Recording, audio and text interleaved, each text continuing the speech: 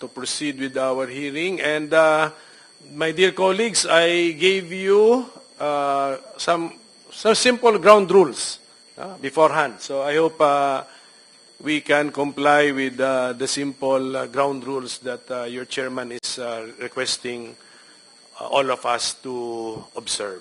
So at this point, at this point, we will ask the committee secretary now to acknowledge and make of record the resource persons and or witnesses present this morning, and afterwards to immediately administer the oath to all of them. Committee secretary, please. Thank you, Mr. Chairman. The following resource persons or witnesses are present. Former President of the Republic of the Philippines, Rodrigo Roa Duterte. Former Senator Leila de Lima.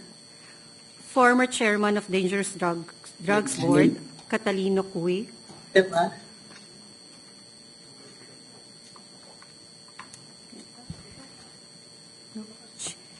Chief of Hospital, DOH Drug Abuse Treatment and Rehabilitation Centers, Dr. Jose Liabres. From DSWD, Kevin Bumagat. Chairperson of Commission on Human Rights, Attorney Richard Palpal Latok. Retired General Romeo Karamat Jr., Inspector General of Internal Affairs Service, Attorney Brigido de Jesus Dulay. Lieutenant Colonel Jovi Espinido. From Davao City Police Office, Colonel Lito Patay. From PNP Drug Enforcement Group, Colonel Hector Grijaldo.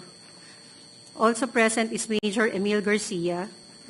Former PNP Chiefs, Retired General Archie Francisco Gamboa, Retired General Debold Sinas, Retired General Vicente D. Danao, former PIDEA Director General Aaron Aquino,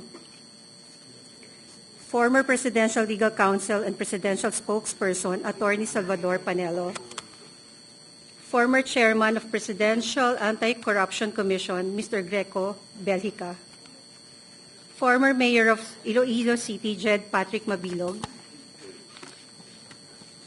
Chairman of Free Legal Assistance Group, Attorney Jose Chel Diokno, founder of Program Paghihilom, Father Flaviano Villanueva, widow of Joselito Gonzalez, Miss Cristina M. Gonzalez, representative of the parents of Kian Santos, Mr. Randy De Los Santos. That's all, Mr. Chair. Can we proceed with the administration of the oath? Mr. Chair, wait a minute, please. before we administer the oath, may we know if Kerwin Espinosa was invited?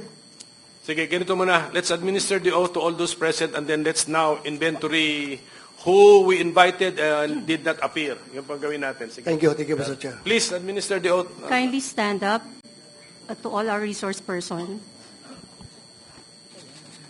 Kindly raise your right hand. Do you solemnly swear to tell the truth, the whole truth, and nothing but the truth in this proceeding? For the record, Mr. Chair, everyone answered in affirmative. Thank you. Maraming salamat po sa inyo lahat. Okay, Committee Secretary, may mga tanong din kami. Sino ang ating inimbitahan na hindi naman pumunta ngayong umaga? We invited retired Colonel Royina Garma. She sent a request to allow her to avail of the granted medical leave furlough approved by the Honorable Quad Committee. Sige, next, sino pa? Yes. We also invited Edilberto Leonardo, but currently he is infected with COVID-19. We also invited Gerardo Padilla, but we did not get any reply. Padilla, sir, former director of the Directorate for Reformation. But he got our invitation. Is that confirmed? Your Honor, there's no acknowledgement, but we sent our invitation. Sige, so who's the, meron pa ba? From Sino pa? We also invited General Oscar Albayalde, former PNP Chief Guillermo Eleazar, and also General Leonardo Carlos. Kerwin Espinosa, sorry, Your Honor, we sent our letter, but no reply. So with that, Mr. Chair, may I put on record that next hearing, these people should be required to attend. Yes. Hindi pa yata tapos. Go Yes. ahead. Go ahead. Sino We pa? also invited retired General La Peña and retired General Wilkins Villanueva. They promised to attend the next hearing, sir. Are you sure you're comprehensive in your list? Yes, sir. Sino pa? Yan na. Not yet, sir. Ayan, not We yet. also Okay, go ahead. invited Mr. Guban. However, he just received the letter today, and he is under the custody of House of Representatives. And then we also invited Mr. Kerwin Espinosa. Yes, but we cannot locate his address yet, so we will seek the help of PNP also. And that's it, sir. Are you sure that's it? Sir, we also invited Ermina Espino, but we cannot locate her address. Wait, Mr. Chair, may I know Yes. the reason why Mr. Guban is not around? He just received the letter today. He just received the letter today. Yes, Your Honor. We sent the letter to Quadcom of House of Representatives. Mr. Chair, may I ask the COMSEC, how can you not locate Espinosa when he attended the hearing in the Quad Commission, Quad Committee? Your Honor, we asked the Quadcom Committee Secretary for his address, but he did not reply. Who did not reply? The Quadcom Committee Secretary. Mr. Chair, Yes, Senator Bato. Yes. Ano? Yeah, I would rather that next hearing we have to require their presence, Mr. Chair, because I can only surmise with their absence that they don't want their statements that they have given before the House of Representatives to be debunked before this body, Mr. Chair. Ayaw nilang lumabas ang katotohanan kapag ayaw nilang pumunta dito. So that's it. That's my only observation, Mr. Chair. Mr. Chair, Yes, I Senator just would like Estrada. to amend the motion of Senator Bato that we issue a subpoena duces tecum against all those who were invited but did not attend in today's hearing. A correction daw. Ma'am Espino is here? Yes, sir. Emina, so okay. So, I'm sorry. Subpoena ad Basta- testificandum. Yes, okay, ganito. I'm sorry. Okay, ganito gawin natin, okay? It has been manifested that Mr. Guban is under the custody of the House. Yes, Your Honor. Oh, they should have allowed him to attend. He has been requested by Senator Bato kasi to be There is no to be reply. here. So the two others under the custody of the House are sick. Isa with COVID-19, yung isa undergoing a previously scheduled important medical procedure or examination. So we understand, we are reasonable people. Doon lang ako nagtaka kay Mr. Jerry Guban, bakit hindi siya pwede if he's under the custody of the House. How come the House did not allow us to have him here before us, my colleagues? So anyway, at any rate, the remedy of this committee, as suggested by my colleagues, is the issuance of a subpoena to all Subpoena ad Yes. testificandum. I stand corrected, Mr. Chair. Yes. Siguro, and we appeal to the House that for those people that they know the address is off, I mean, share the address. Share the address of these people.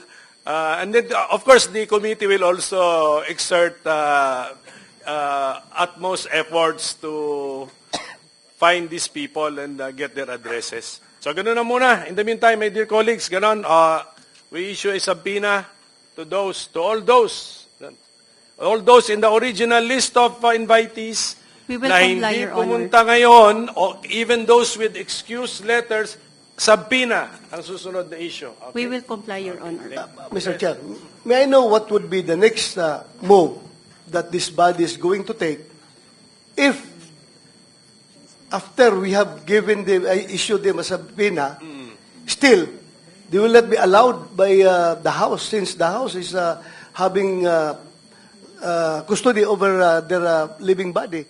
If they will not be allowed to attend before this hearing, what will we do? I will coordinate with the House chairpersons. Actually, I talked to Chairman Ace Barbers and nabanggit din naman niya sa akin yung medical request of Colonel Garma. Kaya I had an idea na may conflict sa schedule.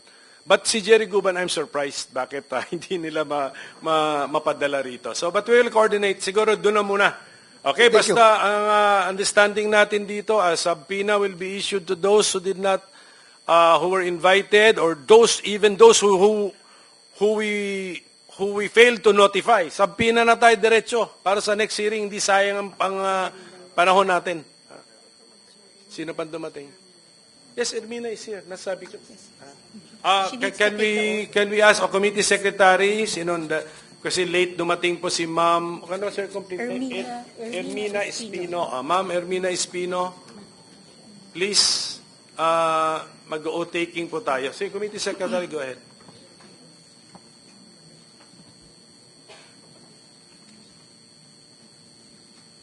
And Mr. Chair,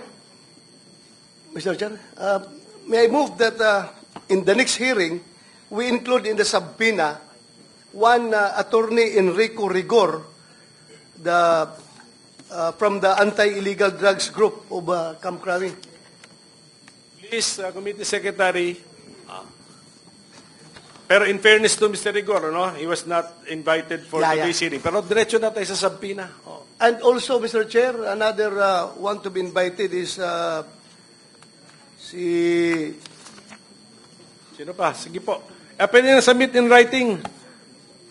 Pwede naman submit in writing kasi especially kasi new names po yan sila. Okay. I forget, I remember the name. Ronnie Dayan. Ronnie Dayan, the former driver of Senator De Lima, Mr. Chair. Okay. We'll invite.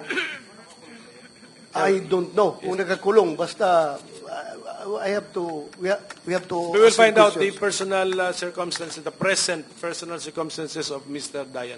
Sige, can we Yes, know? thank you, Mr. Chair. Before that, since this hearing will entail a lot of time, siguro pwede na i-coordinate ng ating committee na pakuha na ito si Guban dun sa House of Representatives kung pwede. Suggestion of our Senate President Pro Tempore, let's exert effort to coordinate with the House. Basta dito pa morningan, so ang hearing natin, we have to observe some kind of a discipline, make good use of our time. Try to suspend our hearing by 3 or 4 p.m. this afternoon. Mr. Chair.